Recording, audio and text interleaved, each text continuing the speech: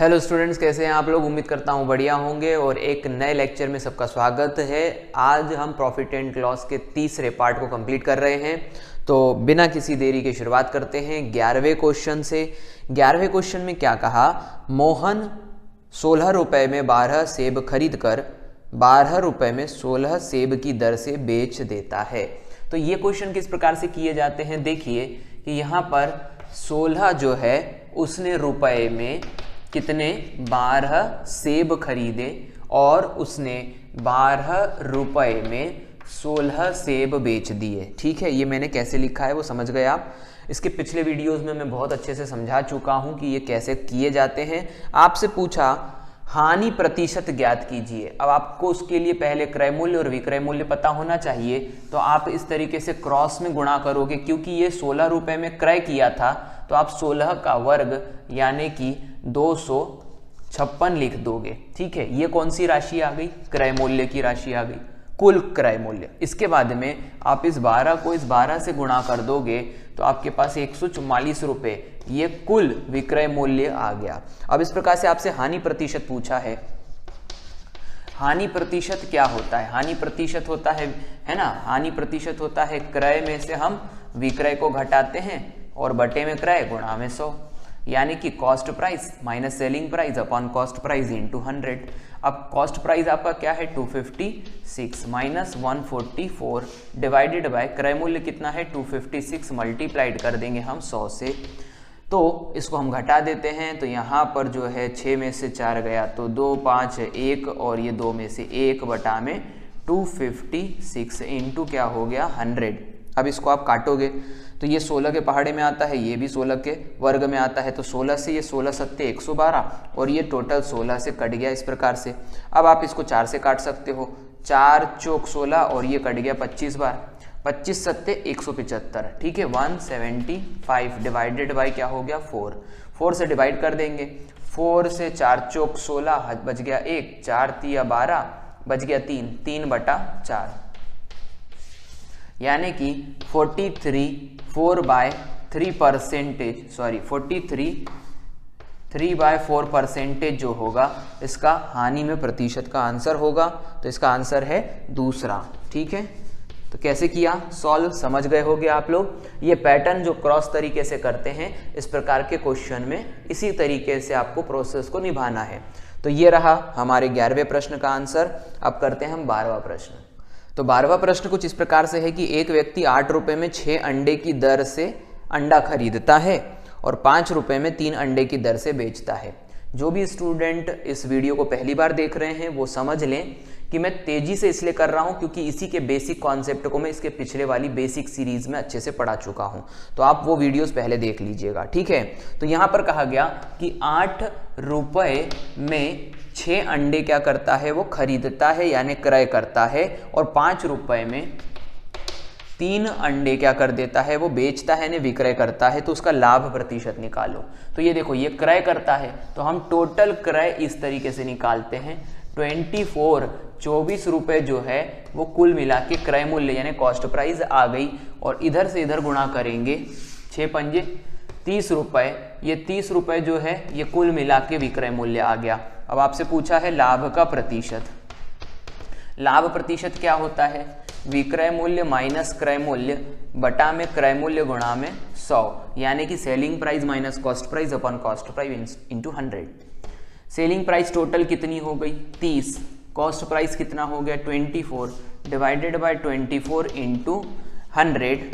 यहाँ पर बच जाएगा 6 बटा में 24 गुणा में 6 चौक 24, 1 बटा 4 गुणा 100 जो होता है वो होता है 25%, 25%। तो इसका आंसर जो आ जाएगा वो आ जाएगा तीसरा ऑप्शन यानी कि 25%। ठीक है,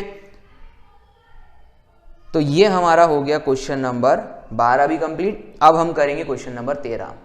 तो क्वेश्चन नंबर 13 में ये प्रश्न है कि एक फल विक्रेता 15 रुपये में 10 की दर से नारंगी खरीद कर मतलब ये 15 रुपये में उसने 10 नग नारंगी खरीदी है, क्रय मूल्य किया है।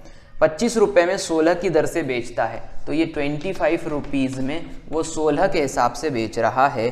तो आपसे पूछा गया है लाभ प्रतिशत ज्ञात करिए। पिछले क्वेश्चन जैसा ही है, आपको पहले इस चीज को क्रॉस में मल्टीप्लाई करके क्या निकालना है, कुल क्रय मूल्य। कुल क्रय मूल्य कितना आ जाएगा, 15 में आपको 16 का गुणा कर देना है। तो 15 में 16 का गुणा करेंगे तो 15 6 90 0 आ रहा है समझ में। हासिल का आ गया 9, 15 एकम 15, 15 और 9 24, 240। इसके बाद में विक्रय मूल्य की हम बात करें तो विक्रय मूल्य कुछ इस प्रकार से निकलेगा 250, है ना, और ये कुल मिला के विक्रय मूल्य हो गया। अब आप क्या करोगे, आपको चाहिए लाभ का प्रतिशत। लाभ का प्रतिशत क्या होता है, फिर से मैं लिख रहा हूं, विक्रय माइनस क्रय बटा में क्रय गुणा में क्या हो गया 100।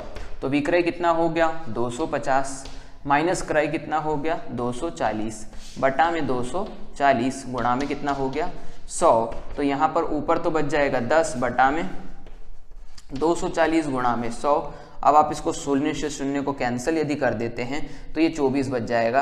अब आप इसको कैंसिल कैसे कर सकते हैं और किसी तरीके से, तो यहाँ पर ऑब्वियसली आप इसको 4 से कैंसिल करेंगे तो 4 6 24 और 4 से ये कट जाएगा 25 बार। अब आप 25 बटा में 6 कर दीजिएगा तो 6 चौक 24 बच गया 1 बटा में 6 प्रतिशत जो होगा इसका आंसर आएगा।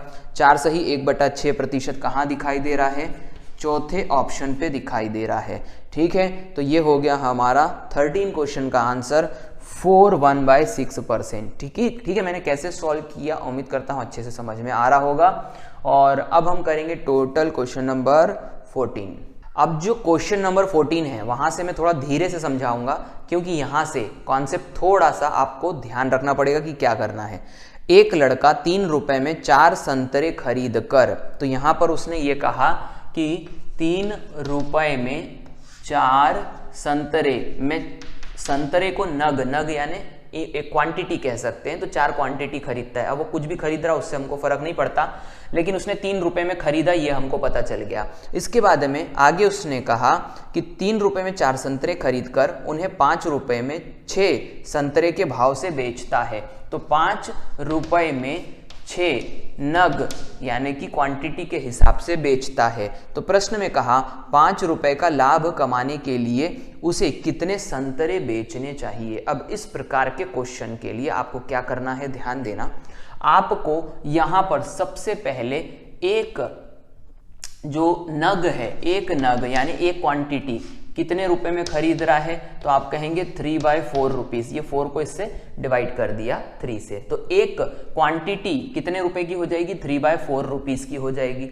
उसी प्रकार से यहां से भी आप एक क्वांटिटी निकाल लोगे तो वो हो जाएगी 5/6 रुपए की।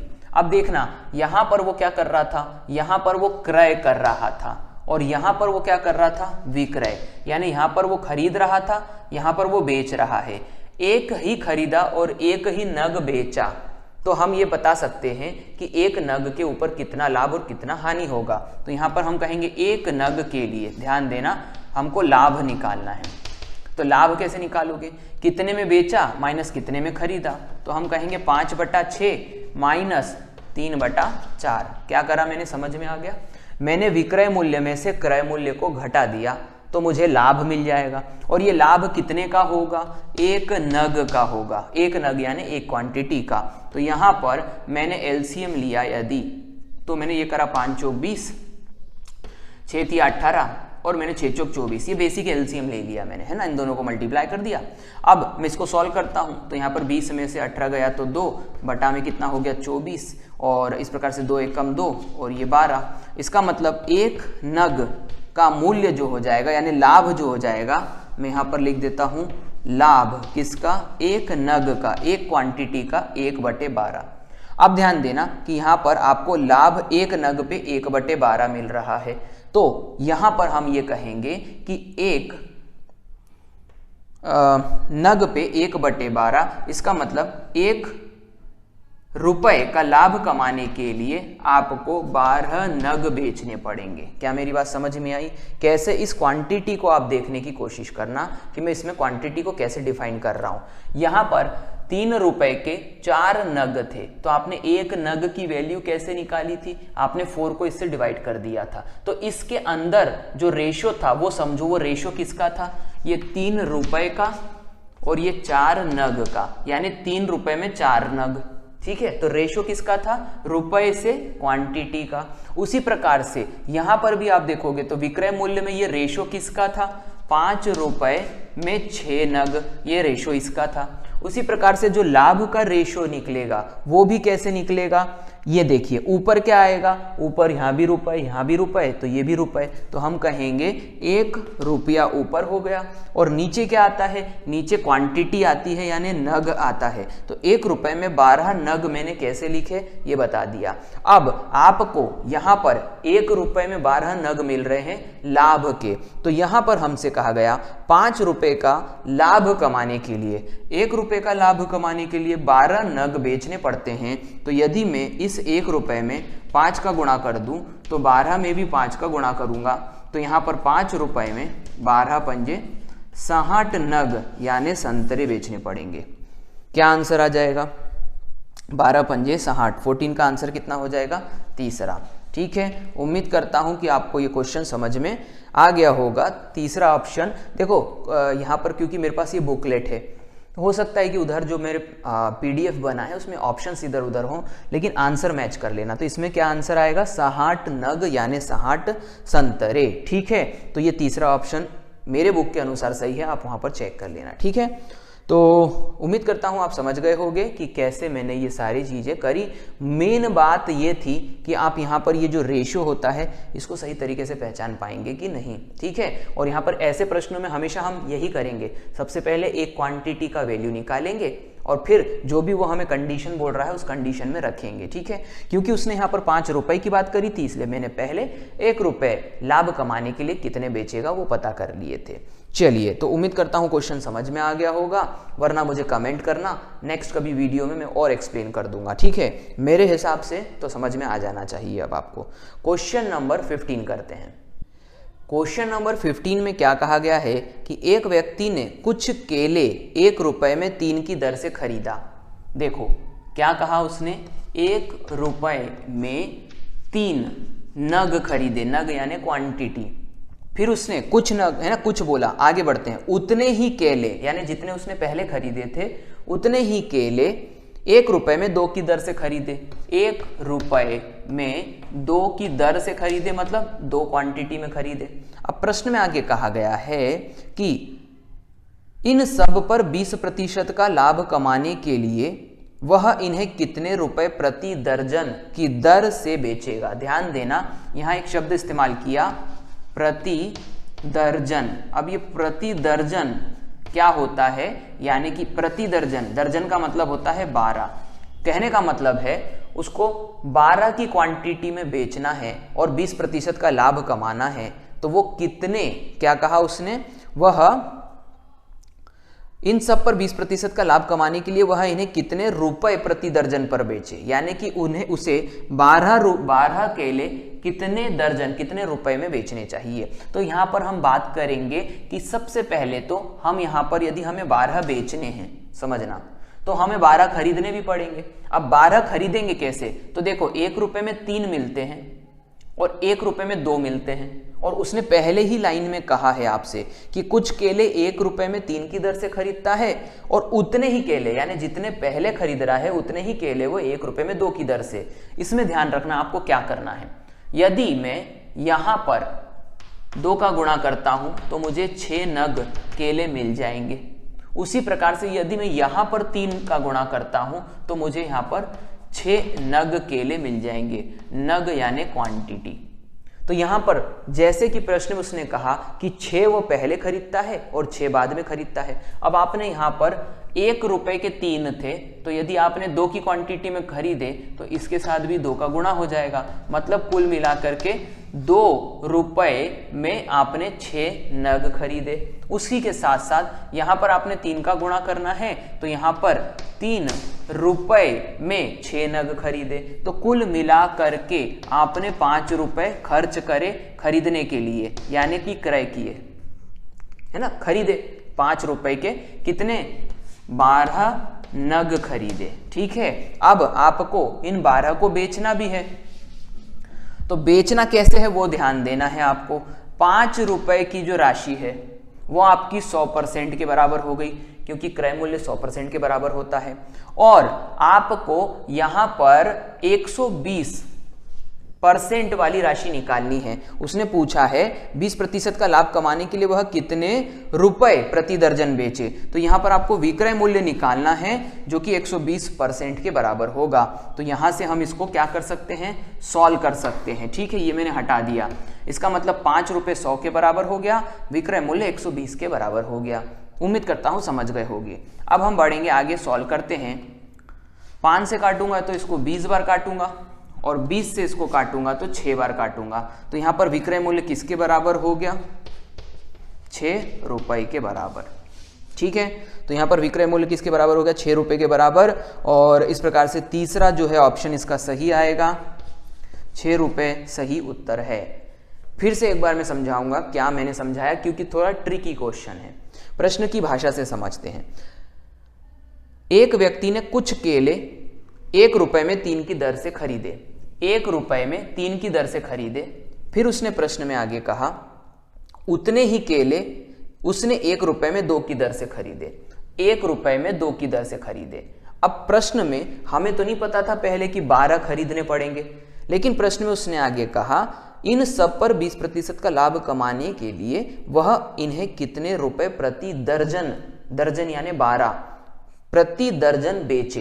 इसका मतलब हमें पता चल गया कि यदि हमें 12 की क्वांटिटी में बेचना है तो 12 की क्वांटिटी में खरीदना पड़ेगा, और इसीलिए हमने यहाँ पर 2 का गुणा करा, क्योंकि हमने इसको 6 बनाना था। तो 2 रुपए, 1 रुपए में 3 तो 2 रुपए में 6। उसी प्रकार से 1 रुपए में 2 तो 3 रुपए में 2 तिया, यानी कि 1 रुपए में 2 तो 3 रुपए में 3 दूनी 6। ठीक है, तो इस प्रकार से 12 नग हमने क्या करे, खरीदे। कितने रुपए के, 2 रुपए और 3 रुपए 5 रुपए के। ये हो गया हमारा कुल क्रय मूल्य। इसके बाद में हमें पता करना है कितने रुपए में बेचे, तो हमको विक्रय मूल्य पता करना है जिस पर कि हमको 20% का लाभ होना चाहिए। तो क्रय मूल्य 100 के बराबर हो गया, विक्रय मूल्य 120 के बराबर हो गया। इसको थोड़ा हमने सॉल्व किया तो विक्रय मूल्य किसके बराबर आ गया, 6 के बराबर। ठीक है बहुत छोटा सा क्वेश्चन, लेकिन दिमाग में बैठाने के लिए आपको मैंने 2 बार समझाया है। आप भी अपना प्रयास करो। ठीक है, तो क्वेश्चन नंबर ये 15 था। अब हम करेंगे क्वेश्चन नंबर 16। क्वेश्चन नंबर 16 कुछ इस प्रकार से है कि 1 रुपए में 5 अंडे बेचने पर कोई व्यक्ति 20% का लाभ अर्जित करता है। मतलब 1 रुपए में वो 5 अंडे जब बेचता है तो 20% का लाभ कमाता है। प्रश्न में आगे कहा गया तो उसने 1 रुपए में कितने अंडे खरीदे थे। अब देखना इस प्रकार के क्वेश्चन को कैसे किया जाता है। सबसे पहले मैंने कहा कि 1 रुपए में मैंने कितने अंडे खरीदे, 5, और अंडे को मैं नग कह रहा हूं, क्वांटिटी मतलब नग। अब यहां पर मैं क्या कर रहा हूं, 1 नग का वैल्यू निकाल लेता हूं जो कि हो जाएगा 1/5 रुपए। ये 1/5 रुपए मेरा जो है वो 1 अंडे का यानी 1 नग का वैल्यू निकल गया। आगे बढ़ते हैं। प्रश्न में आगे कहा गया तो वो 20% का लाभ कमाता है। मतलब कि जो वो 5 अंडे पर लाभ कमाता है वही वो 1 अंडे पे भी लाभ कमाता है। ये बात आपको ध्यान रखनी है, ध्यान देना है। लाभ का प्रतिशत संख्या के हिसाब से नहीं बदलता। आप 1 अंडा भी बेच रहे हो यदि तो भी प्रतिशत लाभ वही रहता है, और 5 अंडे बेचोगे तो भी प्रतिशत लाभ वही रहेगा। इसका मतलब 1 अंडा बेचा यदि उसने तो वो 20% का अभी भी लाभ कमा रहा है। इसका मतलब कि 1/5 जो रुपए की राशि है जिसको आप विक्रय मूल्य कहोगे, इसके ऊपर आपको 20% का लाभ मिल रहा है। ये क्लियर हो गया। अब आपको पता करना है यहां पर कि तो वह 1 रुपए में कितने अंडे खरीदे, क्वांटिटी पूछ रहा है कितने।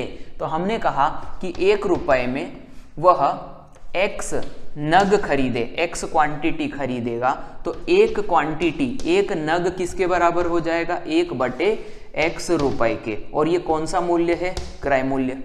अब आपको सिंपल कॉन्सेप्ट लगाना है। कौन सा, ये राशि के ऊपर यानी 1/5 के ऊपर उसको 20% का लाभ हो रहा है, मतलब ये राशि 120 के बराबर हो जाएगी। ये वाली राशि क्रय मूल्य है और क्रय मूल्य 1/x है, तो ये 100% के बराबर हो गया। अब आप रेशियो ले लीजिए इन दोनों का। ये तो बेसिक लाभ हानि का कॉन्सेप्ट मैंने आपको बता चुका हूं पहले। अब इसको आप सॉल्व करोगे तो ये देखो बटे के बटे ये पलट जाएगा, तो ये हो जाएगा x/5 बराबर 120 बटा 100। अब आप इसको 5 से 100 को काटोगे तो 20 बार, और 20 से 120 को काटोगे तो 6 बार, तो सब कट गया। x का वैल्यू कितना आ गया? x का वैल्यू आ गया 6, यानी कि 6 की क्वांटिटी में आपको खरीदना पड़ेगा, क्योंकि आपने पहले ही पता कर लिया था, यानी माना था कि 1 रुपए में उसको x नग यानी x अंडे खरीदने होंगे। तो यहाँ पर x का वैल्यू कितना आ गया? 6। तो ये है प्रश्न नंबर 16। 16वें का पहला आंसर इसका जो होगा वो सही होगा। उम्मीद करता हूँ समझ गए। ठीक है, तो क्वेश्चन नंबर 16 इसका सही आंसर है। नेक्स्ट आगे बढ़ते हैं, क्वेश्चन नंबर 17 करते हैं। क्वेश्चन नंबर 17 में कहा गया 1 रुपए में 20 की दर से बटन बेचने पर, यानी बेचने वाला मूल्य है। कैसे मिला है? देखो, 1 रुपए में 20 नग। अब मैंने क्या कहा? नग का मैं मतलब क्वांटिटी लेता हूँ, वो कुछ भी हो सकती, बटन, संतरे, आम, कुछ भी। तो 1 रुपए में 20 की दर से बटन बेचने पर एक व्यक्ति 4% की क्या करता है? हानि प्राप्त करता है। तो मैंने कहा 1/20 रुपए 1 नग का जो है वो बेचने का मूल्य हो गया, विक्रय मूल्य, क्योंकि यहाँ पर वो बोल रहा है बटन बेचने पर एक व्यक्ति को 4% की हानि होती है। 20 नग यानी कि 20 बटन बेचने पर भी उसको 4% की ही हानि होगी, एक बटन बेचने पर भी उसको 4% की हानि होगी। मतलब ये जो आपकी राशि निकली है ये विक्रय मूल्य की निकली है और इसके ऊपर हानि हो रही है। अब हम आगे बढ़ेंगे। प्रश्न में आगे कहा गया 20% का लाभ कमाने के लिए 1 रुपए में कितने की दर से बेचना चाहिए, मतलब कितनी क्वांटिटी बेचना चाहिए। तो हमने कहा 1 रुपए में x नग यानी x की क्वांटिटी बेचना चाहिए। अब 1 की क्वांटिटी का वैल्यू कितना आ जाएगा? 1/x रुपए, और ये भी कौन सा मूल्य है? विक्रय मूल्य। लेकिन ध्यान रखना, पहले वाला जो विक्रय मूल्य था वो 4% हानि का था, जो मैं लिख रहा हूं वो ध्यान देना। और ये वाला जो विक्रय मूल्य है ये 20% किसका है? लाभ का। अब इसको आपको सॉल्व कैसे करना है? आपको इन दोनों वैल्यूज को उसके सही प्रपोर्शन में रखना है। तो आप कहोगे 1/20, ये वाली जो राशि है ये 4% हानि की है, तो ये 96 के बराबर हो जाएगी, 96% के बराबर हो जाएगी। और ये जो 1/x की वैल्यू है ये 20% लाभ की है, इसीलिए ये 120 के बराबर हो जाएगी। और इस प्रकार से इनका जो रेशो होगा वो इस तरीके से निकलेगा। अब आप इसके बटे को पलट दोगे, तो मैं इसको यहाँ सॉल्व कर रहा हूँ, ध्यान देना। x बटा में 20, बटे के बटे पलट जाएगा तो x ऊपर चला जाएगा, 20 नीचे आ जाएगा, बराबर में 96/120। ठीक है, अब आप 20 से इसको काट दीजिएगा 6 बार 120 को, और 6 से 96 जो है वो 16 बार कटता है, क्योंकि 16 6 96 होता है। उल्टे पहाड़े यदि आपको याद है तो काम हो जाएगा। तो यहाँ पर x का जो वैल्यू आया वो आ गया 16 यानी कि 16। तो इसका आंसर आ जाएगा 16, पहला ऑप्शन। 17वें प्रश्न का पहला ऑप्शन जो होगा वो होगा 16। ठीक है, तो उम्मीद करता हूं कि आपको ये कॉन्सेप्ट समझ में आ रहे होंगे। बहुत इजी है, बस आपको इस बात का ध्यान रखना है कि आपको हमेशा पहले 1 यानी सिंगल क्वांटिटी के ऊपर जितना भी वो लाभ या हानि बोल रहा है वो उसके इक्विवेलेंट रखना है। ठीक है, और आपको जो क्वांटिटी पता करनी है उसको आप x मान लीजिए। ठीक है, तो क्वेश्चन नंबर 17 था, क्वेश्चन नंबर 18 कर। तो क्वेश्चन नंबर 18 में ये कहा गया है कि एक फल विक्रेता ने 1 रुपए में 8 की दर से अमरूद खरीदे। फिर से वही बात है, 1 रुपए में 8 नग खरीदे मतलब क्रय किए। तो हम यहां से पहले 1 नग का वैल्यू निकाल लेंगे, 1/8 रुपए। और इसने क्या किया? बोला हमको खरीदे मतलब यहां पर आ जाएगा क्रय किए। क्रय वाली राशि तो अपने आप 100% के बराबर होती है, ये तो आपको पता ही है। आगे कहा गया 60% का लाभ कमाने के लिए 1 रुपए में इन्हें 1 रुपए में किस दर से बेचना चाहिए, यानी कि आपको कितने में बेचना है। तो यहां पर हमने माना 1 रुपए में x नग बेचना है, तो 1 नग कितने में बेचना है? तो 1/x रुपए में बेचना है। और बेचना है मतलब क्या हो गया? विक्रय मूल्य। Simple concept. क्या करना है? देखो 1/8 जो है वो तो 100% के बराबर हो जाएगा। क्यों? क्योंकि ये तो क्रय मूल्य है।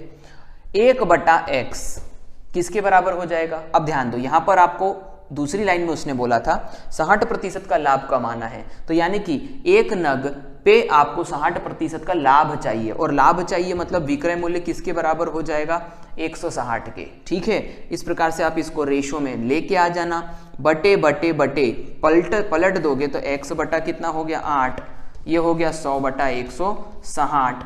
8 से आप इसको 20 बार काटोगे और 20 से 100 को 5 बार काटोगे तो x का वैल्यू 5 आ गया, और आपने बोला था 1 रुपए में 5 नग बेचने पड़ेंगे, तो इसका सही आंसर जो आ जाएगा वो आ जाएगा सेकेंड ऑप्शन। ऑप्शन नहीं भी इधर उधर हो तो कोई दिक्कत नहीं है, आप संख्या देख लेना, x की वैल्यू 5 आएगी, 5 बेचने पड़ेंगे। ठीक है, तो एक जैसे ही क्वेश्चन मैंने ज़्यादा से ज़्यादा करवाएं ताकि आपको ये कॉन्सेप्ट दिमाग में बैठ जाए। क्वेश्चन नंबर 18 हो गया है, क्वेश्चन नंबर करते हैं 19। क्वेश्चन नंबर 19 में ये कहा गया है कि 20 वस्तुएं 60 रुपए में बेचने पर, अब यहां पर आपको कहा 20 वस्तुएं मतलब 20 नग आपको 60 रुपए में बेचना है। बेचना है मतलब कि आपको सेल करना है। बेचने पर एक व्यक्ति को 20% का लाभ होता है। अब 20 पे भी वही लाभ होगा और 1 पे भी वही लाभ होगा, तो 1 की वैल्यू निकाल लो, 60 बटा 20। ये क्या मिल गया आपको, बेचने पर विक्रय मूल्य मिल गया। अब इसके ऊपर आपको 20% का लाभ होगा, ये बात ध्यान रखना। आगे कहा गया 20% का लाभ होता है।